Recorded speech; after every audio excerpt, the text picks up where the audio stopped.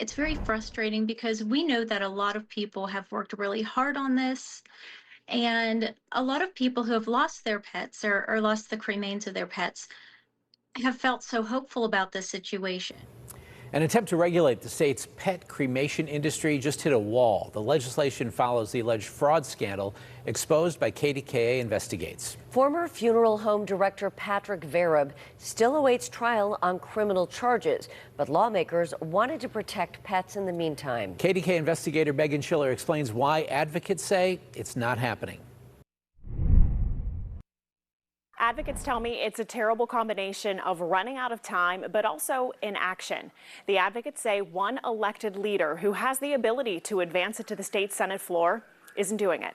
Grieving pet parent Rihanna Patterson wants to see the pet cremation industry regulated because of what happened to her dog, Tinky. This bill, in a lot of ways, is the only justice we can have in this situation, which is why it's so important for us. As the trial for former funeral home director Patrick Vereb keeps getting delayed, Patterson, along with thousands of impacted pet parents, supported the proposed Companion Animal Cremation Consumer Protection Act to protect against what Patrick Vereb's accused of doing, either failing to cremate the animals or cremating a large animal and handing out those unmarked remains to multiple people. I don't see any reason, I think many of us don't see any reason why you can't pass pet cremation right now.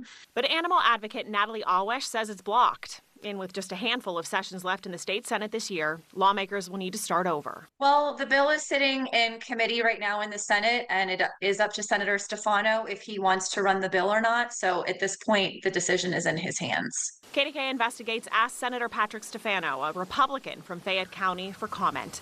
He declined an interview, instead sending us a statement that said he thinks the issue extends beyond pets. Quote, Pennsylvania has very limited regulations regarding the cremation of human remains. Human and pet remains alike deserve to be treated responsibly with dignity and respect, and I believe this points to the need for a more comprehensive solution that reflects those values.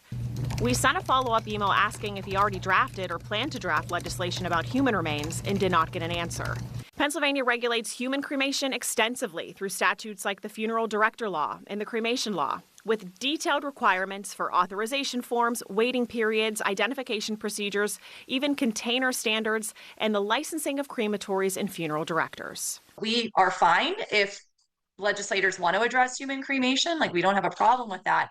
But we do have a problem with it holding up this bill. So addressing human cremation should not come at the expense of addressing pet cremation when there is a real threat. I mean, people, have been affected by this, and the time is now. For pet parent Don Hughes, it's another frustrating blow. Government's supposed to work for the people, and something that has bipartisan support, you would think would be able to be passed very easily without any add-ons or anything like that, or attaching other things to the bill. It's not a controversial thing to put into place, and so who knows? And even though we have a full-time legislature, there's only 6 active sessions between now and the end of the year. I asked the advocate, well, what's going to be different next year? She says that just depends on who gets elected and which party ends up in control. Reporting in the newsroom tonight, I'm Meghan Schiller, KDKA-TV News.